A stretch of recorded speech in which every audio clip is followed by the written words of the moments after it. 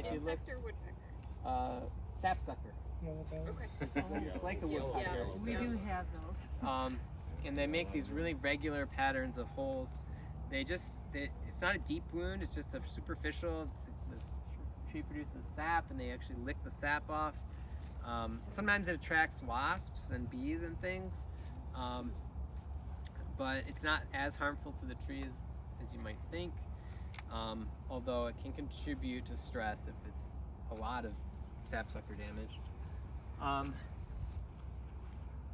But with these older apple trees are a little different when it comes to pruning them. You know, this is a mature tree.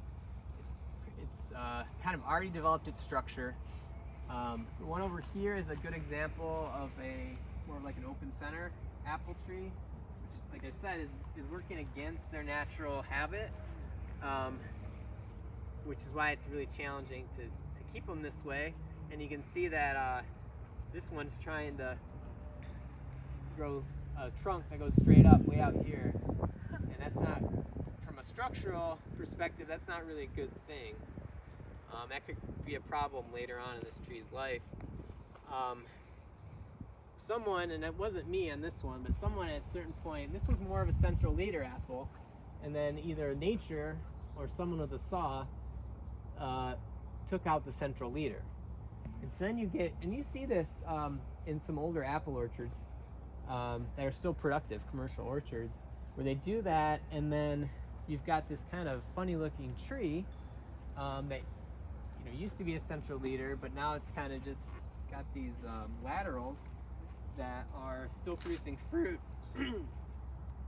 pretty well. But then every year you're coming in and you're kind of doing some thinning and taking out, again, the 3Ds, the dead, diseased, and damaged wood. And they will tend to put up some vertical shoots way up there. And we want to rein that in a little bit, because you don't want any of them to get like that one over there where it's kind of growing a new tree. But you can leave them for a little while, because they actually kind of absorb some of that energy. That the tree wants to do that, and so it's gonna do that whether you let it or not. And if you kind of leave some of those on for a little while, they'll absorb some of that energy.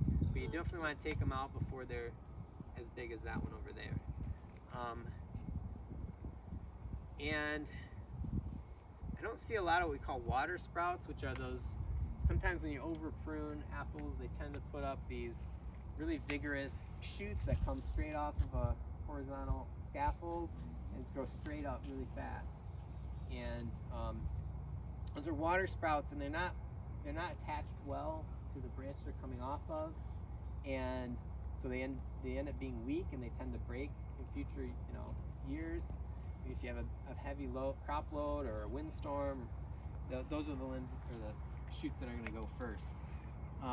So we usually take those off. Don't have any on this one. Would this be a problem on this side with this crack? Is that going to rot, you think? What, that there? Yes. No, the up on the main leader there. So it's gouged. Oh yeah. Well, it's hard to say what that is. This one right here? Yeah. Yeah, it does look kind of like a stress. Maybe some looks older, but yeah. I wasn't sure if that could potentially rot. Cracks like that, the tree can sometimes heal from them. I mean, I want to talk about stuff like that for sure, because I'm sure with the ice storm, a lot of trees experienced damage that might not be obvious. So even if the limb didn't break or the trunk didn't break, it probably has this kind of invisible damage. That's wounds that are under the bark from stress, from that twisting or strain that they were under with all that weight of the ice. Yeah, so there might be, beyond what's so visible, there might be some things that are gonna cause problems further down the road. And so just keeping an eye on them for that kind of stuff might be a good idea. Having trees evaluated by a certified arborist is always a good idea if it's near a structure or in a place where it could cause harm to the structure or to humans. Definitely have it evaluated. In this context, a lot of these situations, it can kind of be a wait and see. With these fruit trees, But you know, we might see more breakage in the future years than you would have seen otherwise, because there might be weakness that isn't evident immediately. But if we do see anything that's broken, that's obviously injured from this year, like on that tree over there, we would remove it, like along with all our other dead, diseased, and damaged pruning. When we talk about, I think, I didn't talk about it yet, there's this 1/3 rule where we tend to say you don't want to cut more than 1/3 of the wood. We exclude the dead, diseased, and damaged from that calculation. So that's why you do your 3Ds, and then you step back and you look, okay, what is the 1/3 that I'm going to take out this year? If there's a situation like a storm that takes out a lot of wood, you know, even though that's damaged, I would still include it in the 1/3, because it was kind of a one-time event, and it's kind of imagining if you had come through and pruned it yourself before the storm and taken that amount of wood out, it's going to have the same impact on the tree. And so if you have trees that are severely damaged, you know, it'll make sense, of course, to remove the damaged wood and any other dead or diseased wood, but then you might want to stop there.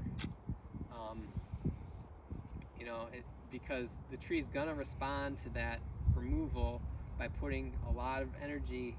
They have a lot of stored energy in the root system, and they're going to put that into the top growth when they break dormancy this year, and you want that growth to be distributed throughout the tree. And that's why we say the 1/3 rule. If you take more than 1/3, the tree is gonna kind of go wild and to a lot of a growth that tends to be weaker, and those water sprouts. We want to avoid that. So try to stick to that 1/3. With a tree like this, I'm gonna look for fire blight, because I know that we've seen fire blight in here in the past, and it's a bacterial disease that gets into the wood in the springtime usually.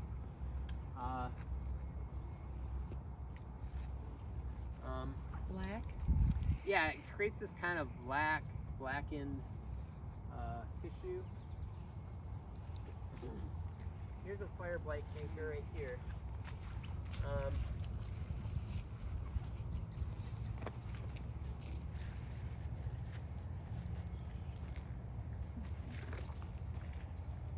You can also have fire blight on younger shoots, and what happens with fire blight is these perennial cankers, we call them, that are in the wood, will stay there year after year, and they'll get bigger, but every spring when it's warm and wet out, they produce this ooze that's loaded with bacteria, with the fire blight bacteria, and then it actually attracts insects right around bloom time. And so those insects will pick up the bacteria from the canker and visit flowers, because the flowers have nectar, and they, you know, inadvertently, the insects don't mean to do this, but they infect the flowers with bacteria. And then if conditions are right, when you have a warm, wet conditions during bloom, you can have really serious spread of that fire blight through the orchard, and something called blossom blight will happen, where all the blossoms die, or a lot of them die from fire blight. But in the meantime, those blossoms are kind of a route of exposure for the rest of the tree. So the bee or whatever visits the flower, the bacteria gets on the flower and travels through the tree's vascular system into the wood, and then it stays in the wood. And the flower might die and fall off, but you still have that fire blight in the wood now, and we need to prune.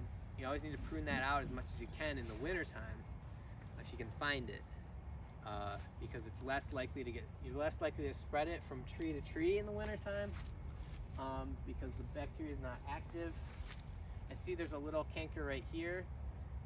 You need to prune back 8 inches from the canker. So for this one, you know, that's pretty far back, like back to here. Unfortunately, well, normally I probably wouldn't want to take this branch out, because it's a low branch that's, you know, there's lots of considerations when you're pruning, and what I would consider at a place like this is it's nice to have a low branch that might put on some fruit. You know, people can enjoy the flowers and the fruit right there at eye level. Even though you know, if this were like a commercial apple orchard, I'd probably take it out because we want the more energy to go into those higher branches. But I'm going to take it out because it has fire blight, right? Where are those loppers? Even though it's winter time or late spring, I guess it's spring now, and there's less risk of spreading fire blight, I'm still going to disinfect my tool, which is a really important thing to do if you're cutting out fire blight. Okay, so you can do that with bleach, or I'm going to use this rubbing alcohol. Okay. All right, just a little spritz of rubbing alcohol on there. Bleach is another option. With the bleach, you're going to want to use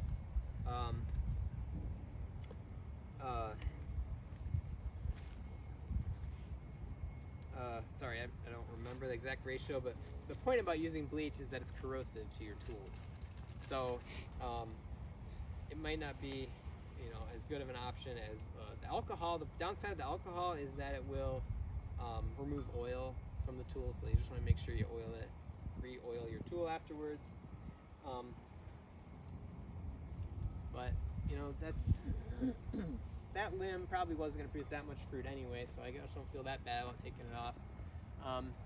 It was kind of shaded out by the top growth up there. A lot of these older trees, you tend to get a situation where the lower limbs are shaded out and the upper limbs are getting all the sunlight. And so you'll notice that when harvest time comes around, a lot of the fruit on these older apple trees are up high, where you can't really get them as easily. And so sometimes people will choose to lower the height of that fruit by removing those upper limbs, and that allows sun to reach the lower limbs more, and you can get fruit production down here better.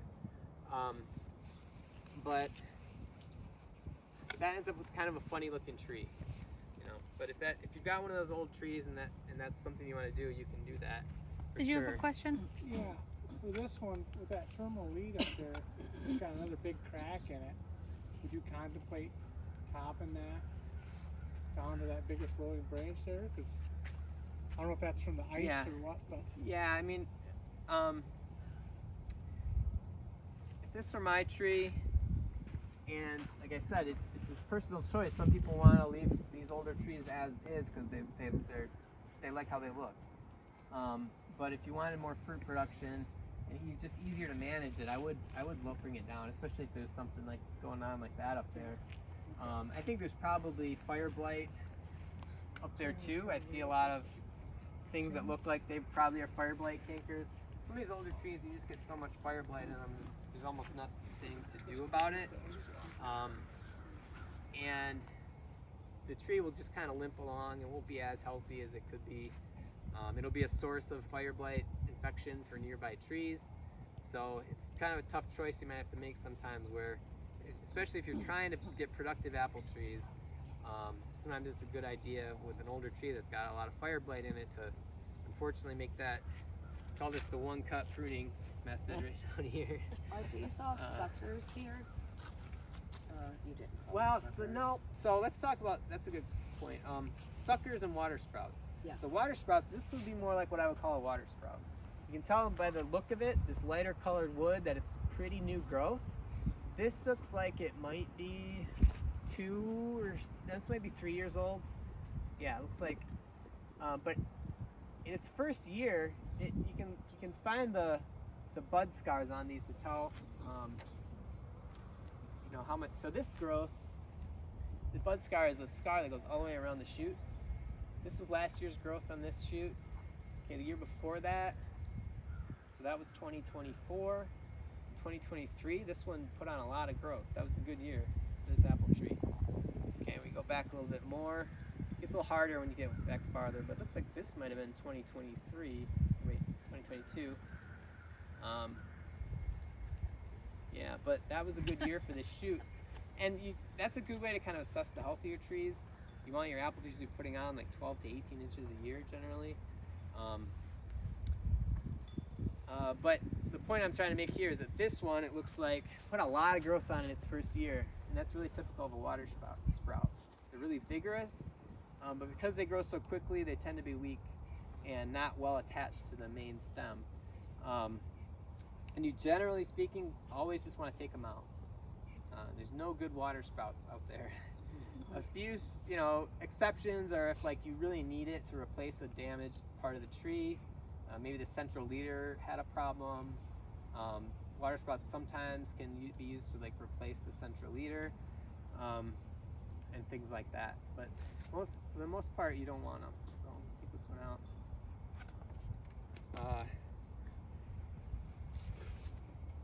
One thing they can be good for is grafting. So I'm actually going to take this one home. I need to graft on a tree at home. So what else?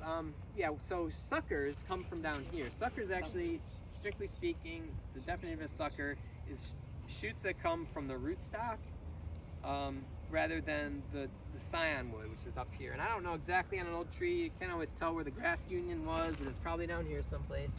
Looks like. So anything from below that graft union is a sucker.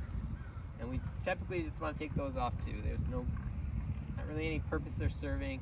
They're the rootstock trying to make their own wood, trying to become a tree themselves, and we don't want that. So take suckers Just cut off. them up ground level, or is there any way to keep Yeah, coming up here? as close to the ground as you can. Yeah.